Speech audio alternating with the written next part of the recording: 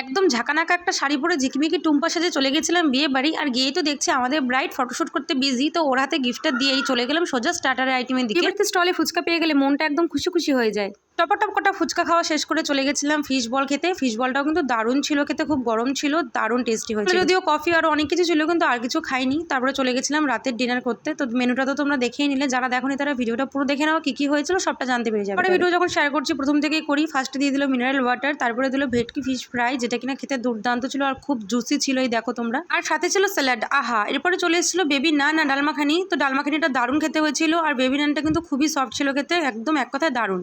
আর তারপরে প্লেটে চলে এলো এক প্লেট ভালোবাসা, বা বলতে পারো আমাদের সবার একটা ইমোশন কাজ করে, মটন বিরিয়ানির সাথে চিকেন কষার কম্বো তো দারুণ। গাইস, মটনটা এত নরম ছিল কি বলবো তোমাদের, টুকুস করে এক গ্রাস খেয়ে নিলাম, দারুণ হয়েছে খেতে। এবার চলে এসছে পাঁপড় আর তার সঙ্গে আমের চাটনি, রসগোল্লা, হজমোলা, ব্যাস খাওয়া শেষ। এবার বাড়ি যাই, টাটা।